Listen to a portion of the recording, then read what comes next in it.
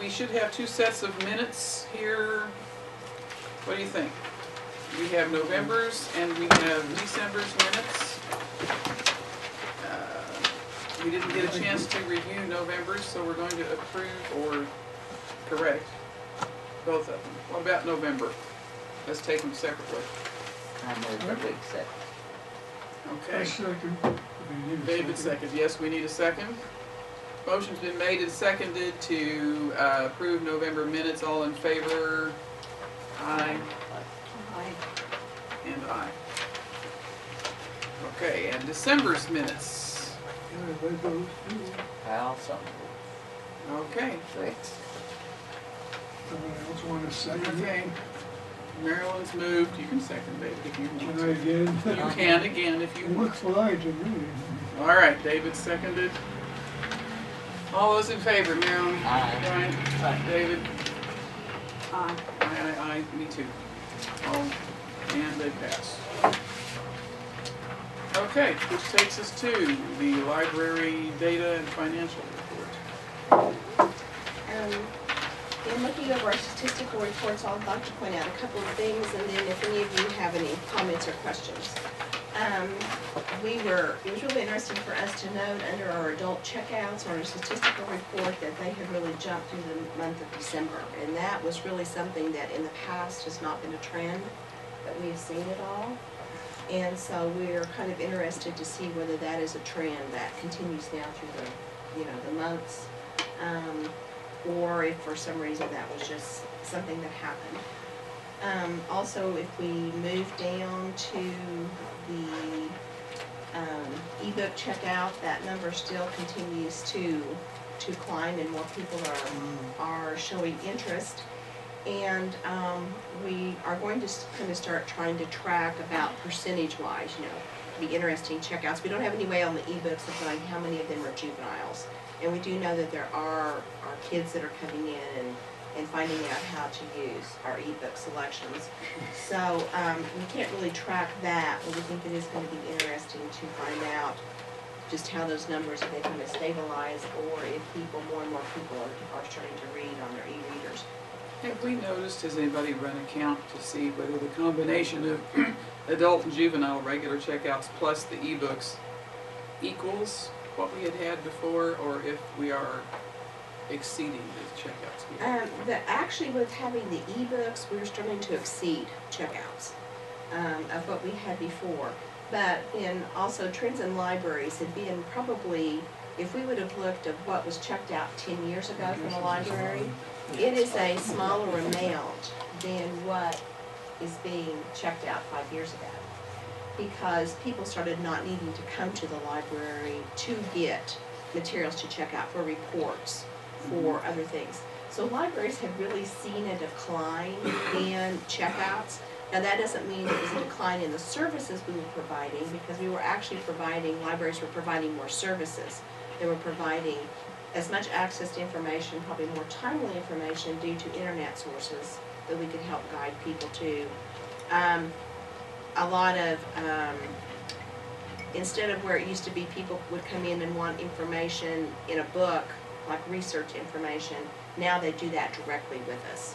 They may call, they may say, we're coming in, we want this kind of information. And because they want a quicker turnover. They want the information, they want to be gone. So we're still providing a service, it's just a different kind of service. So it's interesting to us that we're starting to see those checkouts kind of go up again. It was also a case of it depends on what your economic situation is in your community. When there are more money floating around, people buy books more, instead of coming to the library to check out, because people don't want to wait. They don't want to be on the waiting list now when they can go and Amazon can deliver a book to their door the next day, or whatever. They don't want to wait 2 weeks or 4 weeks until the library copy becomes available. But we still know the number of users of the library that can come in here and look up things on the computer, Right. rather than check something out. Right. But we do have a record of those people using the computer, right? We have records of people keep using computers. We do not have any way of here to really determine how many people one of the things we're supposed to do for our state aid report this year is we're supposed to take a week's period and count the number of people that walk in that door, every person that walks in that door during that week. And so we've kind of put that off a little bit. We're getting to the point that we need to do that, but we'll probably wait till it gets a little warmer for it to be realistic on the amount of numbers. But we have a lot of people walk into our library now that do not use a computer, that do not actually maybe check out with something. They maybe are waiting in between appointments. We have people come in on their lunch hours, they want a quiet place to sit, they pick up a newspaper, they pick up a magazine, they pick up a book. They may bring their work with them. So libraries are being utilized in a different way now than what they were in the past. Yeah, there's no way of determining about our periodicals, how often some of them are used or whatever. Well, we can't track, the ones that are read here, we can't track. Unless they take them out. Right. The only way we can really tell is if there's one we decide not to carry, and then someone comes and tells us you don't have a new edition of them. And so then that way we know that. And we try to circulate and look and see what people are reading, so we do have some kind of idea on that. But those were two interesting statistics, or three that we saw. Also, if you look down on our lost and destroyed materials, that number is a little higher. 464. A lot of those where we weeded through our large print collection. We're starting to really try to build our large print collection. So a lot of the books that were not being checked out in that collection, we're getting rid of and we're adding new in. And so some of those numbers were there, and then some of them were simply books that we went through. Probably 150 of those were books that we have been trying to get back from people, but people have moved. We went through the whole process. We cannot track down where they are. We can't track down the books. So those books were deleted out of our system, and we evaluated whether they're ones we need to put back, repurchase, or if they're ones that we don't think the demand is high enough that we will not repurchase them. So does anybody have any questions or comments about the statistical report as far as our circulation? Okay, in looking at our financial statement, we think we're pretty much on track with that.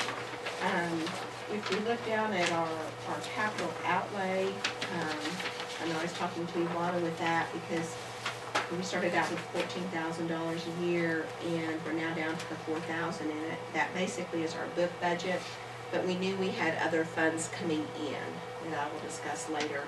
And so that's why we went ahead and have used up a higher percentage in that budget category than we would have for our other categories. Are we where we're supposed to be on all these things right now? As far as we can tell, we're good on track. We went through half of the budget year, and we try not to use half of the budget, because you never know when something will come up.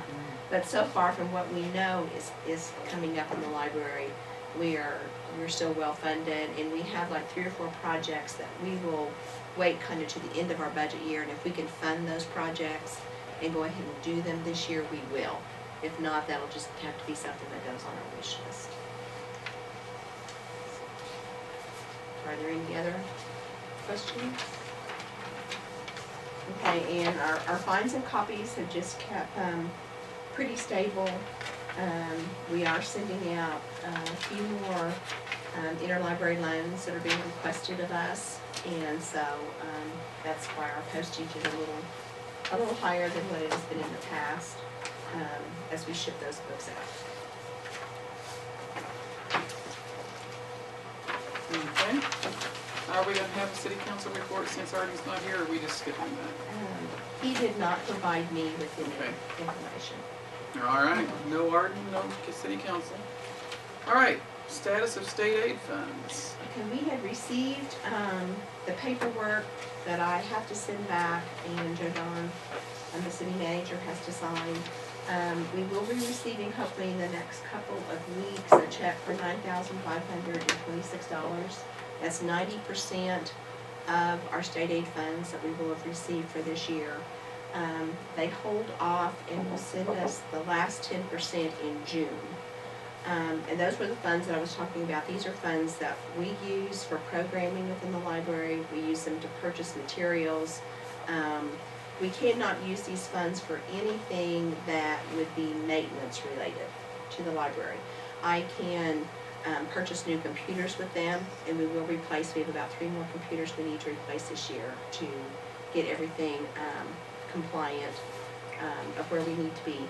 So that funding should be coming in the next 2 weeks, and actually about $2,500 of that has already gone to some projects that we know. We planned that so that we would have the money before the invoices came in. As far as we know, that will kind of be in the same realm of numbers of what we will receive for next year. All these funds have to be spent by the end of June. It's interesting because Alva has had the population increase, but the numbers that they are still going on has us like at a population of about 4,800. And it's also an issue that we get a nice chunk of money from the state. We don't get as much because they just count it with the people that are within our city limits. It's not our actual base of people that, you know, we serve, because we serve the whole county.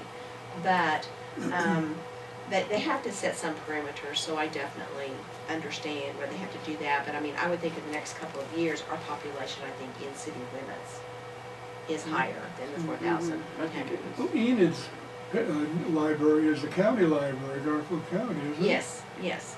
Why can't we be Woods County? Well, we actually have a library. There's a library in Winoka that is a public library. So we would have to try to go with them if we were going to try to go. And it's something that I think a number of years ago we approached. But the problem is if we come without, if we do that, then our funding is by the county. And Alva has been so lucky that our city has always supported, since the libraries have started, our cities have done what they can. I mean, some years it hasn't been as much as we would have liked, but they have really, Alva has always had a strong support from its city government of trying to support their library. And you start kind of running into issues there when you go with county on how they would split funding, if the city would still help fund, or whether we would just go in county. And then you run into the issue of you go under the commissioners. It also, it becomes a whole different situation. But it is something in the future. It is something in the future that would definitely possibly, you know, be looked at. Okay, that's the EDGE initiative. Okay, the EDGE initiative is what we are going to start working on. And this, I know this is not a very good chart to kind of explain what it is. It is something that was actually started by Bill and Belinda Gates Foundation in conjunction with libraries, some urban leagues, and things like that. And it is an assessment tool that libraries use to try to figure out where you want to go and what you need to do to be there. And I have the forms if any of you are interested. I didn't go ahead and copy them off because they're kind of a big form. But we'll actually go onto the internet and it asks us questions. And what is nice about it is you are not compared with any other library. You answer the question for what you think your community needs, and can you supply it for your community. And if it's something that you choose not to, it is no big issue. But what they do, and then I have one that you guys could look at if you're interested, which was actually Woodward's did it. 4 libraries in Oklahoma were picked as pilot programs to do this. There were 4 states that were picked, and Oklahoma was one, and then 4 or 5 libraries were picked. And Woodward was one of them. And then you go back and they send you your assessment. So they tell you what areas, because it's broken down into like 7 different areas, you know, maybe you need to work on this. And the whole idea is for the library to do the assessment and then start looking at the community and go out for community partners. Like we would go out to the VOTEC, we would go to the city council, we would go to anybody we could think of, any organization, and say, this is what we do, what can we do that would benefit you? You know, and do you think that there's something you could do to help us meet this goal?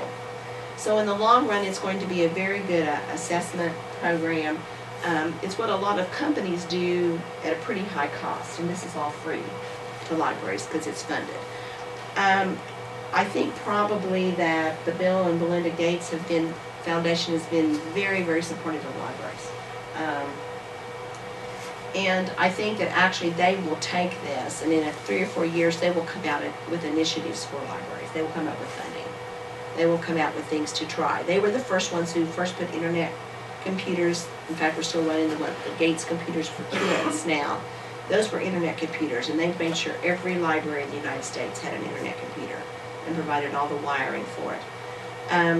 They did the OK Connect, which we were not selected for here, but the machine that's sitting on the ledge here, that is our new web conferencing unit.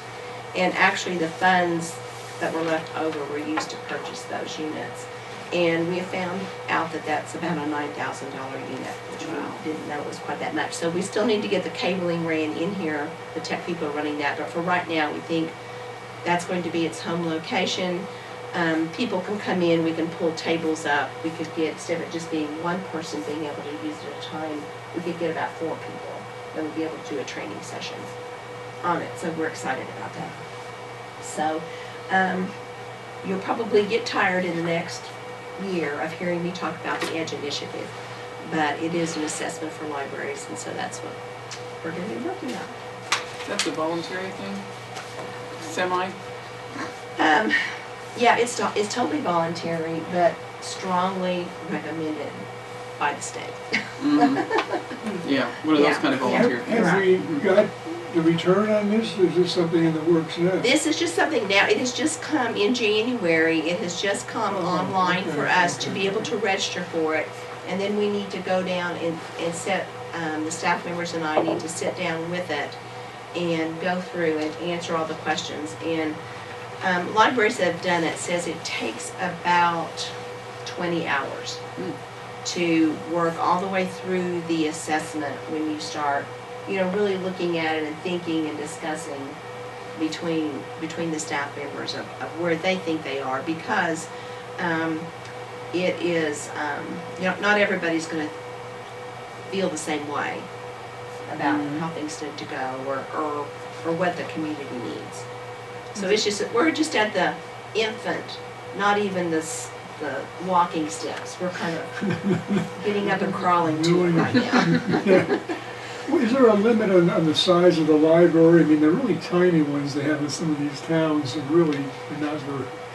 No, they are having them do them, because actually for those communities it may be even more vital, because they need to really need to determine, like for instance, okay, we would use Carmen for an example. I was thinking of Carmen. They have a very active library. I mean, they do kids programs. They do a lot in their community.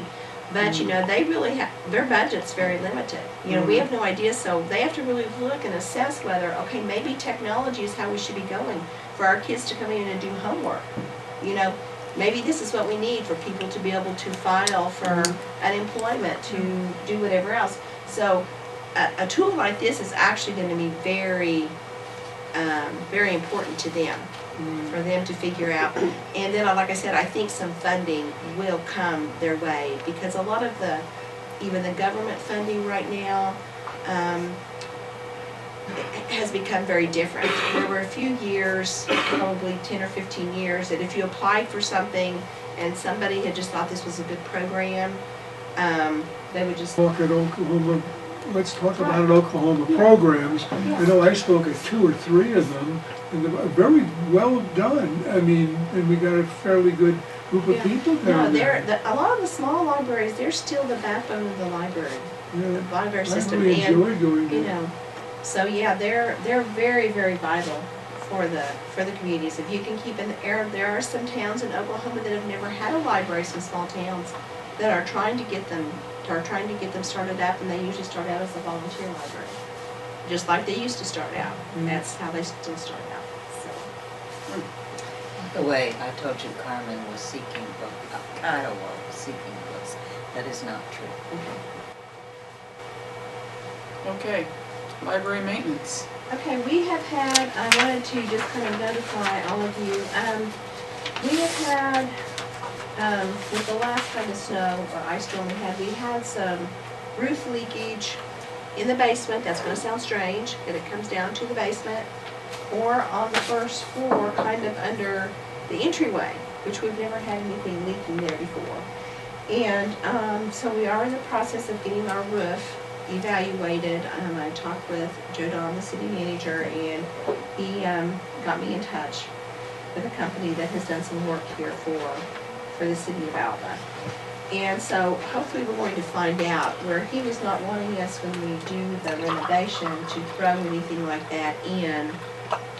It looks like we may not be doing that with our renovation, but it may be something the city needs to be looking at.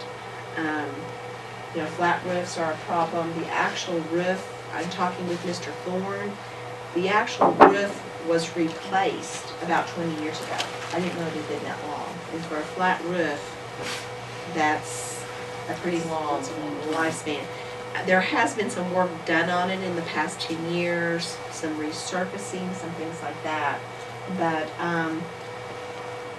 it's kind of interesting how when it leaks down in our basement auditorium, because what it's having to do is come down the walls, the brick walls, and then it runs along the girders and comes out our light fixtures. So definitely something we need to get That would not be good. addressed. Electric and water are not a good Yeah, combination. yeah, so, that's kind of where we are as far as, just something I thought you needed to be aware of, because it's something we'll need to address. If there's a weakness, ICE will find it.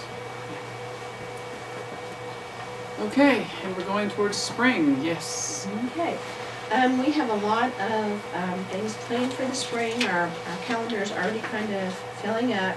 We haven't set the dates for it yet, but we have our authors lined up for our Pushing the Limits reading program. That's our science-based program that we'll be doing.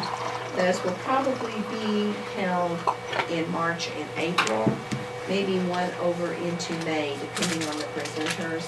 We'd like to be able to get kind of weather not being an issue. And so that's really gonna kind of push them maybe together, but, people are kind of excited, and by the end of January, we should have those dates set. We're ordering in the books already.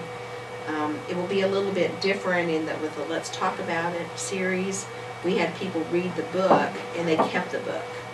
And we're not doing that with these books, because these are books the library's having to purchase, so it will be a checkout book. We're putting a barcode on them. So you read the book, you bring it back so somebody else can read the book. Well, they weren't supposed to keep them, were they? Well, a lot of times with the Let's Talk About It Oklahoma, people would keep them until it was session time, because when they did the discussions, they liked to flip through the book. But then they had to And return. no, and then they returned them. But what I'm saying is, when you checked them out, then you had them till the end of the program. With Pushing the Limits one, we're not going to do it that way. It's going to be like you come and you check out a book to read at the library. It will be checked out for 2 weeks. If you need it, renewed one time, we can probably do that. But it won't be just that you will hold that book for the 6 or 8 weeks that the program is going on. And it's a little different because it's not the literary to where people are going to have to go back and, oh, this is what they said. It's more of a thought-provoking. And questions will be developed that will pass out when people read the book.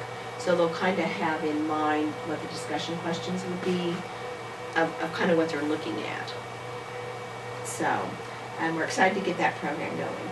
We also are working with the middle school, and we contacted the author Anna Myers, and she is going to come to the middle school for our students there. That's the literature that she kind of writes. She's going to do 4 programs, and she actually wanted to stay in town overnight, either before or after. So I have contacted the homestead, and she's actually going to do a program out there at the homestead, and it would be open to the public and for everyone there. And then she is going to, we're going to rent one of their rooms that they have out there for her to stay. So I think that will work very well. And they were very excited about us bringing an author out to the homestead. and then she will do the 3 programs. And the school system right now is deciding on whether they want it for the 6th, 7th, and 8th, all 3 grade levels, or if they want it for, just pick out a couple of the grade levels. And at this point in time, we are planning on, from the middle school, the kids should be able to walk over here. So we're planning on hosting them in our auditorium. So we're excited about that. Also,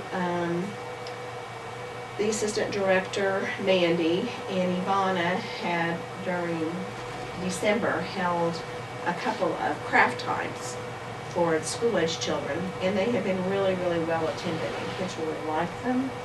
And so, besides our story hours that we do, and the MacGyver series and things like that, we're going to start a monthly craft time that will be for elementary school children, just simple crafts. But we're going to try that through the spring semester and see if that goes over well. It is going to be more of a craft time instead of an art time, because we do not want to hinge upon Graceful Arts, you know, who do offer more professional type of art activities for the kids. We want to have this be a supplement, more of just a fun time, putting craft type of items together, not art type of activities. And then they have scheduled our Chocolate Fantasy, and it will be held on March the 27th this year. That is a Thursday evening. And looking at the community calendar, the Friends group felt that that was better than us trying to hold it on a Monday. And so there will be publicity that will start going out with that probably the very first part of March. I think that's it for the spring, unless somebody has some questions about There's a lot going what on. they may be doing. Well, that takes us to the director's report. Okay. Our summer reading program this year, we're going to be doing a little bit different than we have in the past. Marcia had been holding them on Tuesdays and Thursdays through the month of June. And we have decided this year that we're going to try something a little different, and we're going to hold them on Mondays, because once again, we assume that the swimming pool will not be open on a Monday. It usually isn't. And so we're going to run it. There will be 5 sessions in June on Mondays, and then push it into July. So we're going to be doing about the same amount of sessions. We're just going to lengthen it out. That way, if people do go on vacation, if kids go to Bible school, it's not like they're going to miss the whole thing. We have already lined up our first presenter for our first program, and that will be Derek Brock and his group Mad Science out of Edmond. We've had them for the past 3 or 4 years, and the kids really like it. And our theme this year is science. It is called Fizz Boom Read, but it's all about science, and it's going to be really good because we could actually set up science experiments and things like that for the kids to do. Excuse me. On Thursday, I plan on going to, I need to go down to Enid, and I have set up an appointment with their interim director at the Enid Public Library. And I'm going to try to talk to her about the process they went through when they did their renovations, as far as contractors or people they contacted, materials that they thought about using, anything like that. For those of you that haven't, I know some of you have been to Enid's, and I realized I needed to kind of clarify, we're not really going for Enid's look, because we think in a way with some of the colors and the flooring that they've chosen that it's very attractive and it's really updated, but we're a little concerned that 15 years down the road will some of their choices not still be Will they wear well? yeah, still be classic. Well, they be having to go in and go, I think I need to replace that. But they have got a lot of good design features, and so I'm going to try to take pictures of those. And for those of you that haven't been there, what I'm talking about is like, this is when you walk in their front door, this is what they've done to their floor, which is really cool, but we want to do something modified, because in 15 years, we don't know how cool that's gonna look. I mean, It could look dated. It could look, those colors could not be what the colors are. So we want to get something kind of with you know, the exciting look, but we want to retain our You can comfortable overdo that look sort of also. thing. Of course, they had to Yeah. recover from a disaster when they Well, put the, yeah. when they lost so Oh, many yeah. books in it. Oh, yeah. We haven't had that problem. We haven't had a at that while, time. right. Yeah, But no, yeah, anyway, if the roof played, but you we know, do you're like right, a it lot could of happen. features that they put in. And so I will try to report back I on like that. the idea of the different colored floor, whether orange and blue, you know, cobalt blue, and together is, you know, Yeah. that, you know. Yeah. Well, and they also have, their library has a massive footprint. I mean, they could do that Right. and then went with carpet with the I rest don't of it. think And we I would really don't necessarily think we can go with do carpet that. on our first floor. I think maintenance for us with carpet on the first floor would be very, very difficult. Well, we're not planning on, you know, replacing all our bookshelves and everything and things like this. This is really wonderful.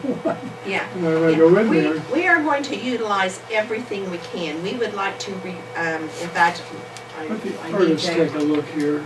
We would like to maybe refinish our wooden bookshelves, but we want to utilize, we're not planning on getting rid of, I mean, nobody else can afford those fantastic wooden bookshelves we have. We're not going to, we're going to just rearrange.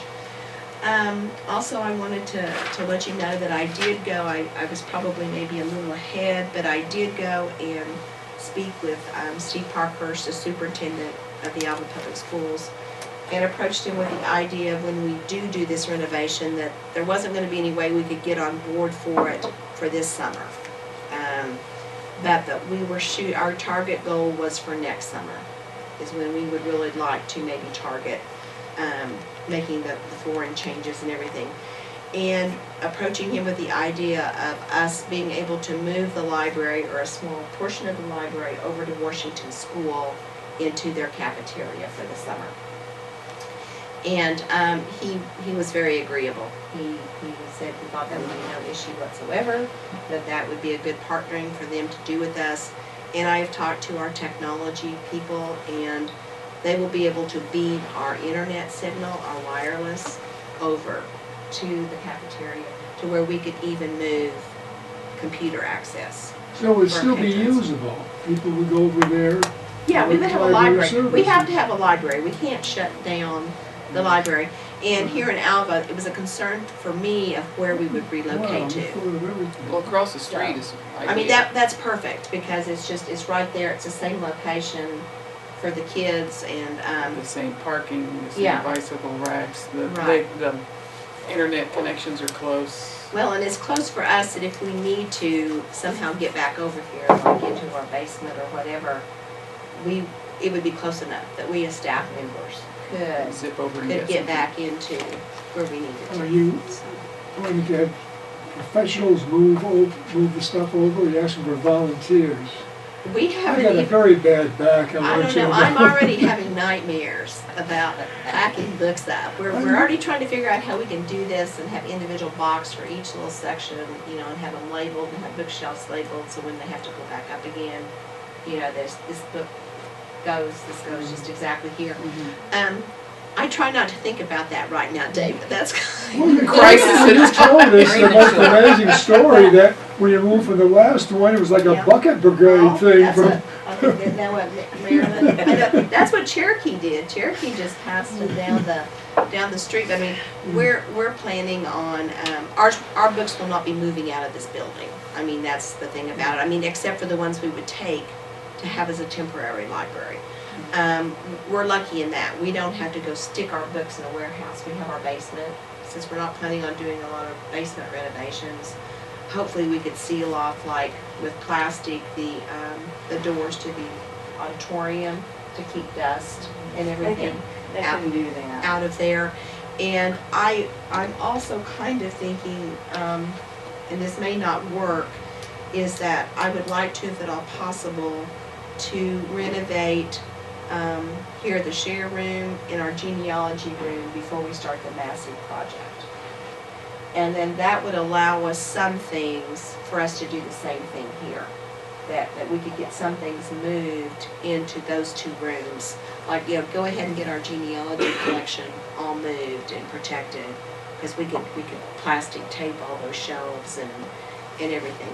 So those are some ideas that we're working with. I will probably, those of you that are on the long-term planning committee, if you could stay for just a few minutes after the meeting, we may try to figure out a time that we can get together. I think that's it for me with the director's report. Okay. Any board member visitor comments?